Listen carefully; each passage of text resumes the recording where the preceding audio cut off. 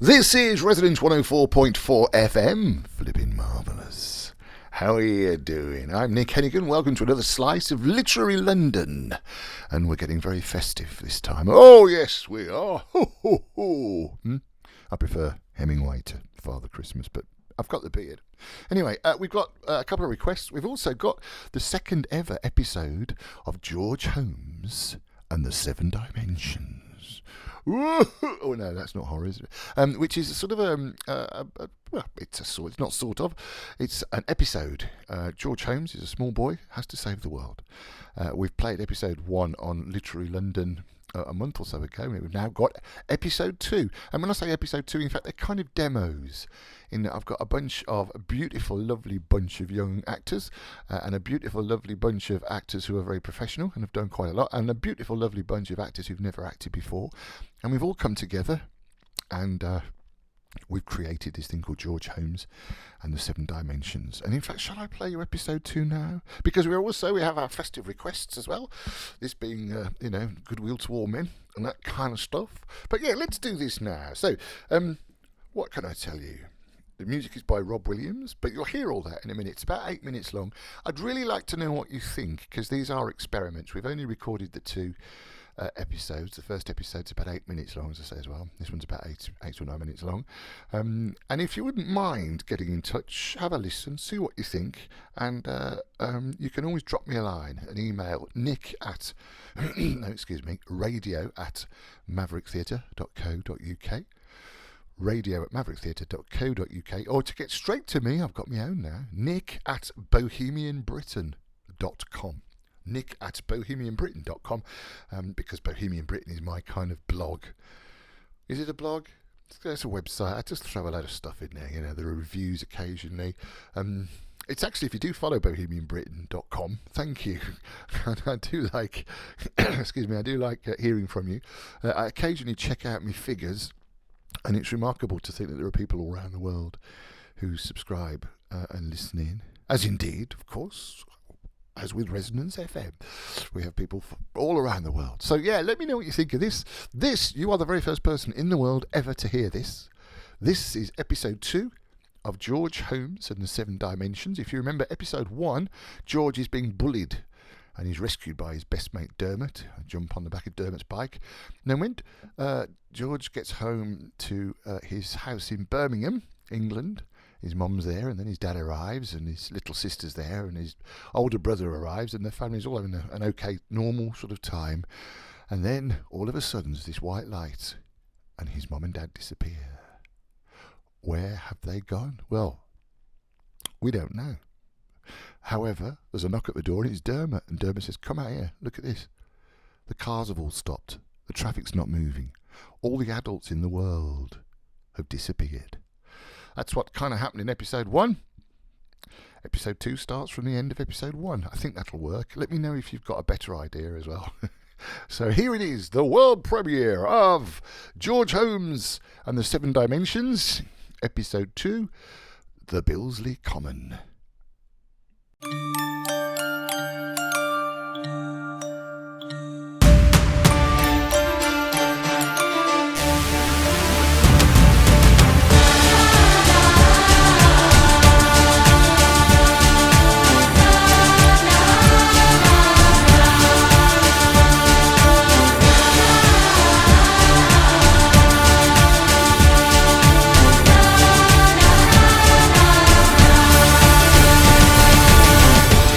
Maverick Theatre People's Company presents George Holmes and the Seven Dimensions. Written, produced and directed by Nick Hennegan. Original music and studio production by Rob Williams. Starring Lucy Barton, Rebecca Bright, Grace Manson, Nick Hennegan and Henry Richards, with Rebecca Raybone. Many grateful thanks to all our supporters and friends. Episode 2, The Billesley Common.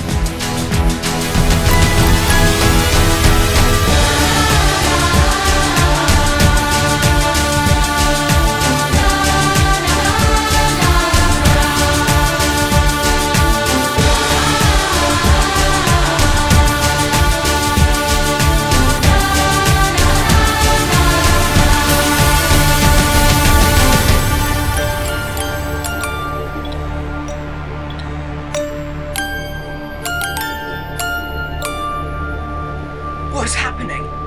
What's going on? Well, there was this kind of white light and a noise. Then suddenly all the traffic stopped. Look, the car engines are still running, but all the drivers have all gone. Look. We don't know where Daddy's gone either. Or Mum, she's just disappeared. This is so weird. What about your folks, Donut? Oh, I was on my way here. I don't know. This weird light and sound. Hang on, I'll try and phone them. Oh, no signal. Nothing. Dead. Mine too. Maybe let's check out some of these parked cars? Yeah, but they're not really parked, are they? Just sort of abandoned. And none of their doors are open either. Good point, Georgie. I don't like this. Don't worry, Lipster. It'll all be okay. Listen. Can you hear it? Quiet. It sounds like a mobile phone. It is. It's in that car. Well, answer it. Yes, hello? Hello? Who is this? George. Go to the river, George. The river. Now. Huh? Go. Who is this? What river? George, the entrance gate by the big tree opens to the common. You must go now. This is so weird. So you keep saying, who was that? No idea. Well, try calling them back. Nothing. Now what do we do? Well, I suppose we better do what the voice said. Whoever it is, go to the common by the big tree. But why? And are you sure that weird voice could have been anyone? Well, look, there's no river around here. And what about the television thing earlier? Sounded like the same voice. What television thing? A sort of message at home on the TV screen. Man, this is so weird. I don't like it. Where's Mummy and Daddy? Don't worry, Lipster. It's probably just some sort of big game or a trick. For the telly, perhaps. Reality TV. Yeah. Come on, Libs. It'll be okay. Yeah, let's go audition then. At the Billesley Common. I can't believe this was the main road. Look, there must be 50 cars. Just idling with the engines on. Should we go and switch the engines off, do you think? It's not good for the environment. No, George. We'll be here forever. Let's go and find out what that voice said and go to the common. Then we might figure out what's going on. Okay. It's still a lot of pollution, though. The voice said the entrance gate by the big tree on Billesley Common. What's over there? Well, here we are. Now what? No idea. It's just a normal gate to the common. Are we looking for a message or something? Or a hidden TV camera? Yes, of course. Good thinking, Lipster. That sort of hidden prank. Surprise telly. We're going to be famous. I can't see anything this side. Let's go check on the common. Stardom, here we come. Yeah, brilliant. Let's go. Woo! Whoa!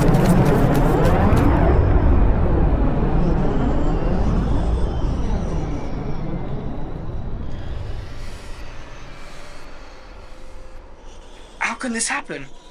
This isn't Billesley Common. Where are we? What's that river?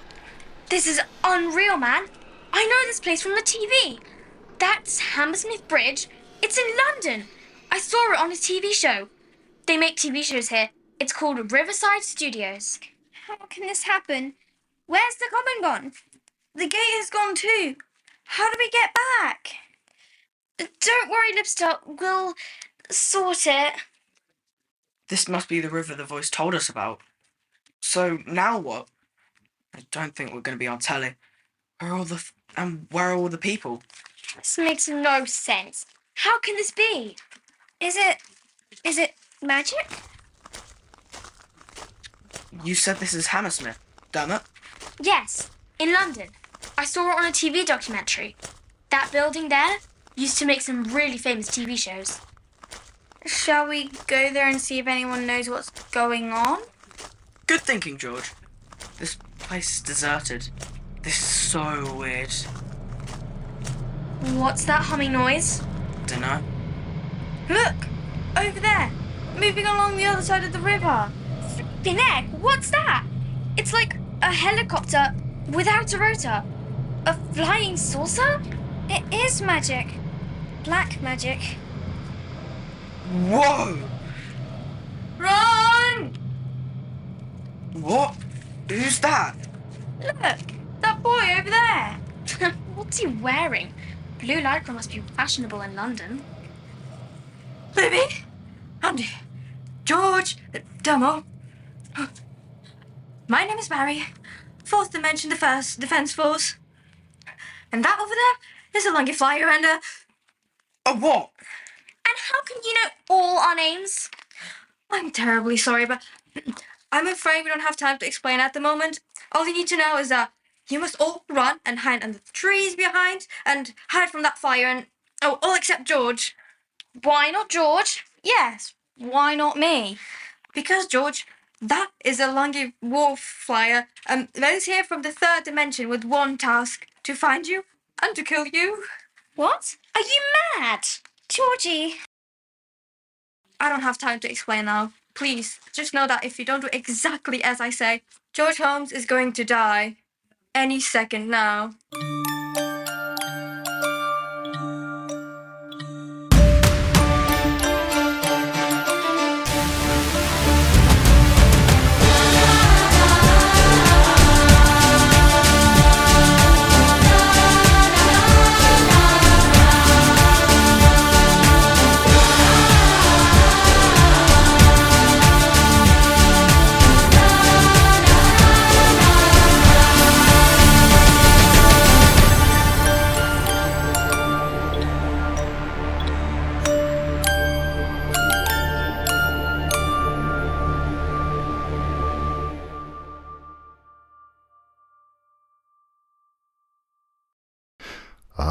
What did you think of that then?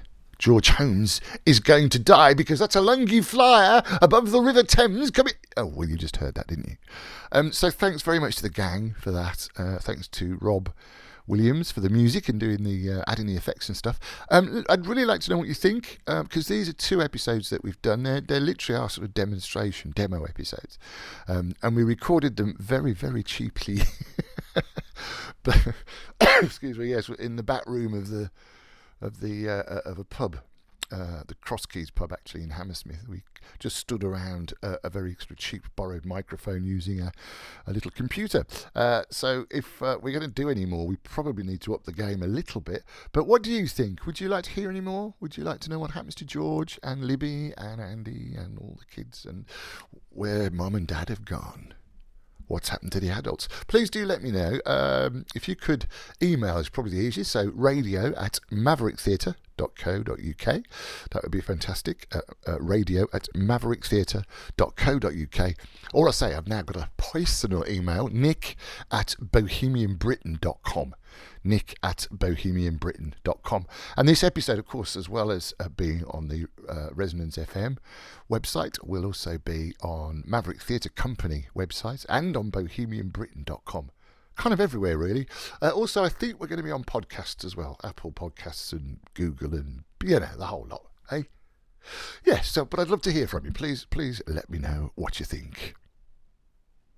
This is Resonance 104.4 FM. I'm Nick Hennegan. It's Literary London. As I say, that was episode 2 of George Holmes and the 7 Dimensions. But we've got a very festive feel for this edition because, well, it'll be Christmas next week, so why not? And again, I've been asking for requests. People have been getting in touch. I do love hearing from you, not just about George Holmes and 7 Dimensions, but about any events that you've got happening. And Greg has been in touch. Greg is actually lives in Swansea, but he's in London quite a lot. And he said, I'm a member of the Dylan Thomas Society. And I loved, he said, something that you played from Cerys Matthews, which was very Christmassy. Would you be able to play it again? I think, Greg, you're talking about Cerys Matthews, obviously, she's done a very lovely book, illustrated book of Under Milkwood, which I saw when we were on holiday, basically, writing in Wales after the Edinburgh Fringe in September. And it's a lovely book. And she's been a great Dylan Thomas fan for a while. I actually put on a production of Under Milkwood at the Wheatsheaf pub in London, which is where we start the London Literary Pub Crawl, in fact. And it's where Dylan Thomas met his wife, Caitlin. And it was love at first sight. And actually, when we put on that production of Under Milkwood, it was a script in hand thing with 5 actors. We kind of did it for, was it the centenary? Can't remember, but it was a celebration for Dylan. And bless her, Cerys turned up with her whole family. And in fact, the room was so packed, we hadn't got any space for her. And I actually didn't recognise her because I was helping out on the door as well. But she fortunately didn't get too, no, she wasn't too princely about it. And her and her family ended up sitting on stools behind the bar. So that worked out just fine. But this is gorgeous, yeah. I think this is what you're talking about, Greg. It's Cerys Matthews featuring Catherine Finch.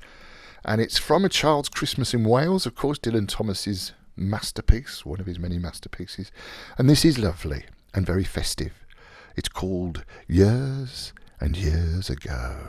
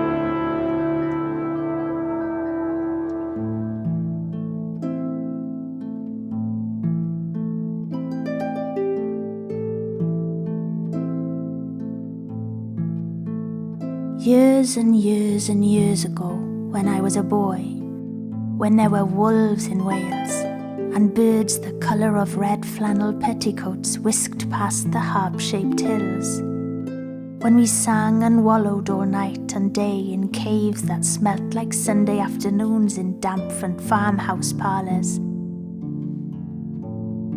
and we chased with the jawbones of deacons the English and the bears. Before the motor car, before the wheel, before the Duchess-faced horse, when we rode the daft and happy hills bareback, it snowed and it snowed. But here a small boy says, "It snowed last year too. I made a snowman, and my brother knocked it down, and I knocked my brother down, and then we had tea." But that was not the same snow, I say. Our snow was not only shaken from whitewash buckets down the sky, it came shoaling out of the ground and swam and drifted out to the arms and hands and bodies of the trees. Snow grew overnight on the roofs of the houses like a pure and grandfather moss, minutely white-ivied the walls and settled on the postman opening the gate.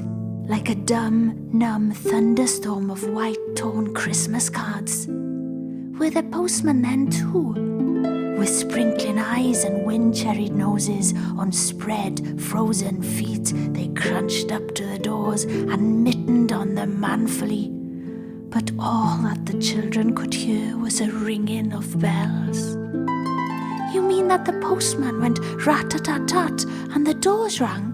I mean that the bells that the children could hear were inside them. I only hear thunder sometimes, never bells. There were church bells too. Inside them? No, in the bat-black, snow-white belfries tugged by bishops and storks. And they rang their tidings over the bandaged town, over the frozen foam of the powder and ice cream hills, over the crackling sea.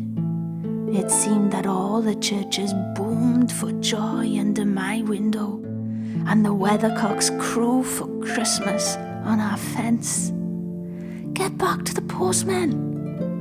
They were just ordinary postmen, fond of walking and dogs and Christmas and the snow.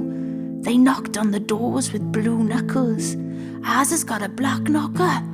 And then they stood on the white welcome mat in the little drifted porches and huffed and puffed, making ghosts with their breath, and jogged from foot to foot like small boys wanted to go out. And then the presents after the Christmas box.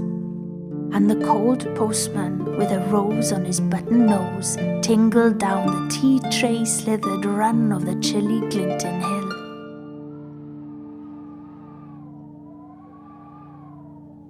He went in his ice-bound boots like a man on fishmonger's slabs.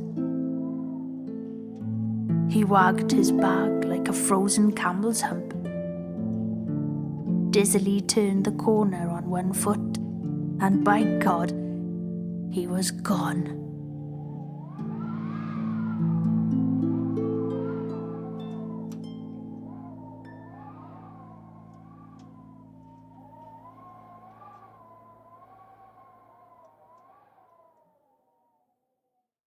That's lovely, isn't it?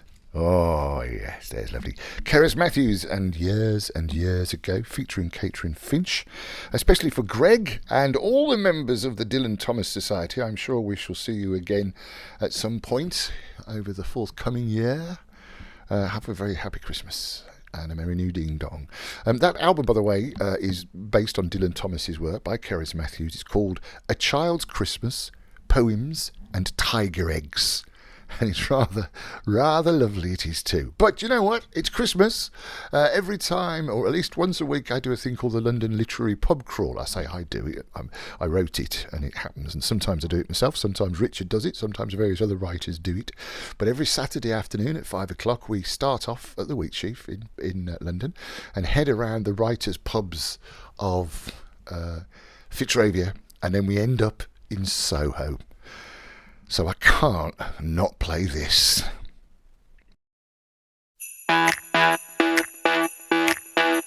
Snug under my blanket, thinking what to do when a little Christmas robin perched upon my westward shoe.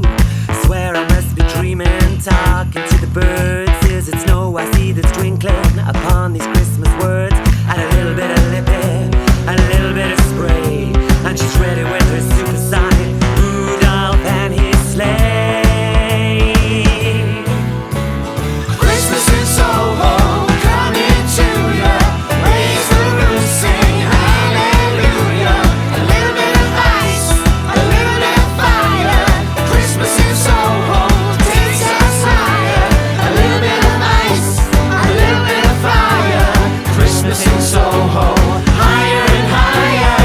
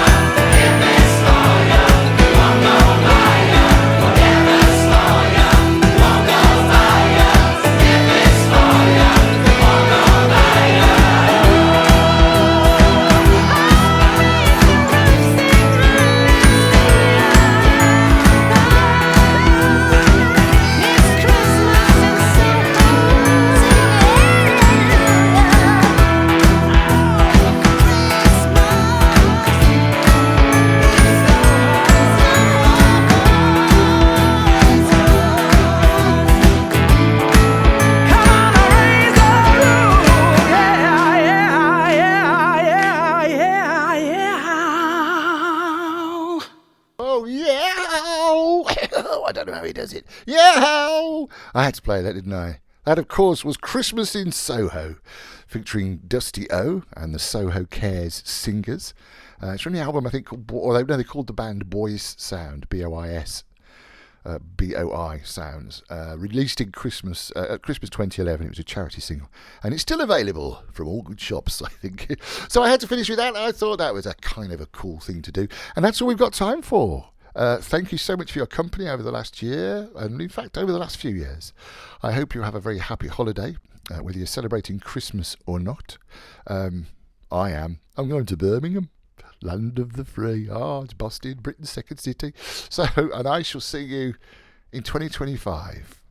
Thanks again for your company. I'm Nick Hennegan. This is Literary London on Resonance 104.4 FM.